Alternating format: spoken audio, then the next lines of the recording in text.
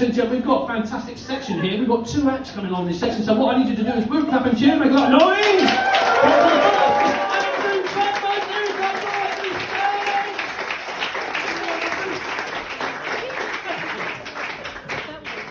Hey guys.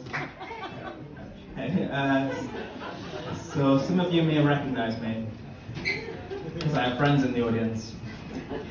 Also, I do. I was on a TV show a few years ago on Channel 4 called Naked Attraction. Season 1, Episode 5. I came second, like I normally do. Yeah, she picked the other guy. She said that she preferred his penis. And, like, it's okay. It's not like she said that to me. She just said that live on national TV. Thank you for the offer. Yeah, if you haven't seen Naked Attraction, then you're obviously not my parents. As anyone here has not seen it, well, basically, so it's a very unconventional dating show. So like all of the contestants are naked and revealed section by section, but not from the head down, but from the genitals up. It's by far the best way to be revealed on TV for the first time to all your friends and family. It was good exposure. Yeah, I've never sent a dick pic before. True story. But now if anybody asks, I can send them a link to a high definition dick video with amazing production value.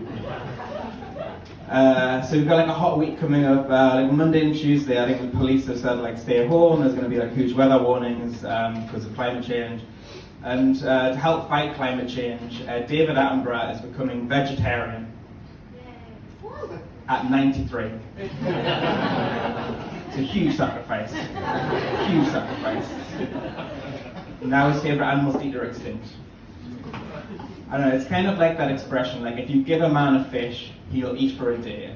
But if you teach a man to fish, then he'll overfish the ocean, and a lot of the fish will be extinct. I don't know, I think as a comedian, I believe that like words and ideas can change the world. So I'll continue to make jokes about climate change, because it's a lot easier than trying to get China or India to reduce their emissions.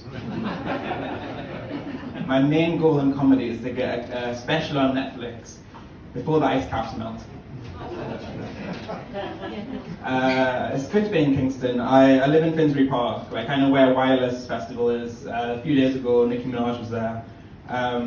It's kind of a rough area. I don't know if you guys have been to Finsbury Park, but the best way I can describe it is 2 weeks ago I saw a pigeon with a joint in its mouth. And now that pigeon is my weed dealer. He does deliveries. Deliver him. Yeah, I smoke a lot of weed. Like some people say, like it badly affects memory. And sorry, I'll check my notes. Yeah, sorry if you didn't like the punchline to that. It was pretty high when writing that joke. But yeah, when I first came to London, I lived in a hostel for 3 weeks in North London because my life's amazing. I don't know if you guys have ever lived in a hostel before, but basically it's quite a weird concept. So like you sleep in a room with a bunch of strangers, a lot of which who are leaving the country the next day with your iPad. Long story short, I'm selling iPads. Anyone's interested, good price. Another good thing about the hostel is that you don't need porn to see 2 strangers having sex. Like at the 3rd night at the hostel, there was a guy and girl having sex in the bunk bed across from me, and there was a guy in the room masturbating to him. I'm not proud of it. Just happened. But no, I like living in London. A few years ago, I lived in Australia. I lived there during the gay marriage vote, and I actually met someone who voted no to gay marriage. It wasn't a gay guy terrified of commitment. It was a guy with some very old-fashioned and homophobic beliefs. And his main belief is that if they allow gay people to get married, then people will start marrying animals. Yeah. Which I think is the best thing that could happen. Hear me out. So I think people should marry animals because it's the best and quickest way to catch the people having sex with animals. I'm just saying, if you're willing to have sex with marry an animal, you've clearly been having sex with it for a long time without being caught. Like, marriages always cause people to have less sex. Basically, the main reason that I'm here is to pass around my pro-animal marriage petition. I'll be passing this around the room. There you go. It's just a prop, you don't need to sign it. There's nothing wrong with being gay. Like, there's nothing wrong with the way people are naturally wired. Like, I used to have a joke in my set about enjoying a finger in the bush, because I'm a classic comedian.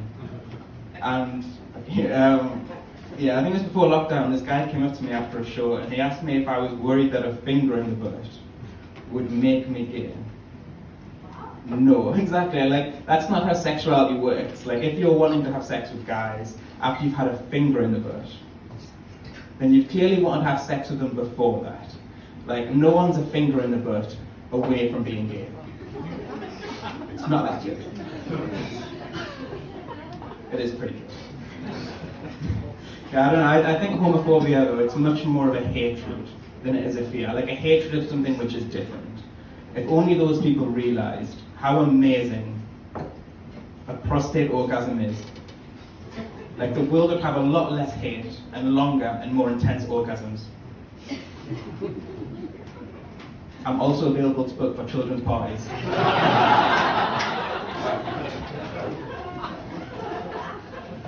Yeah, toxic masculinity has been mentioned a lot over the past few years. Like, the idea that guys can't express feelings or vulnerability without alcohol. And sometimes it gets really bad. Like, sometimes I'll just try and hug a guy and he'll be like, no homo. And then I have to be like, dude, that erection had nothing to do with you. It just happens sometimes. I don't know, I think like toxic masculinity is a very narrow definition of what a man is supposed to be. Like, someone who's tough, doesn't cry, and destroys pussy. But boys won't be boys. Boys will be wherever you teach them to be. So if you teach boys to treat people with understanding, empathy, and as equals, and that they don't need to destroy pussy, they should respect it. Until they're asked to destroy it. Am I right? Yeah. Any questions? You're good. So I'll tell a bit more about me. So I'm a feminist. No applause, okay? Thank you. Yeah, I like to think that I'm a good feminist. Like, I hate glass ceilings. I think they're dangerous. I also think women aren't given enough praise for dealing with periods. Like, I know I wouldn't handle it well. I don't handle nosebleeds well. But like, if guys got periods, we'd be talking about it a lot more. Like, we'd get a week off work, tampons would be free and available everywhere, and any time you went into a men's bathroom, it would just look like there was a massacre. Just blood everywhere.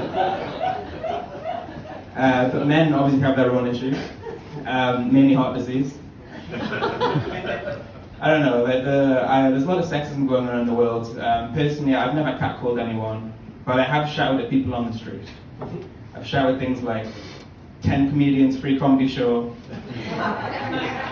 If you don't laugh, you get your money back. I don't know, there's a lot of fundamental differences between men and women. So like, women make people.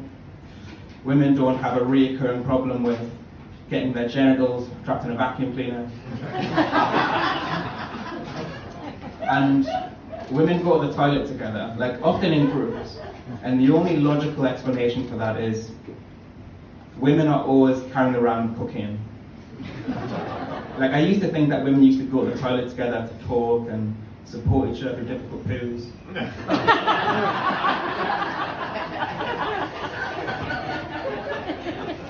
So that is my time, guys. I just want to say that if anyone here wants to follow me after this gig, it's at Andrew Tubman 2 on OnlyFans, Bumble, and Hinge. Thank you very much.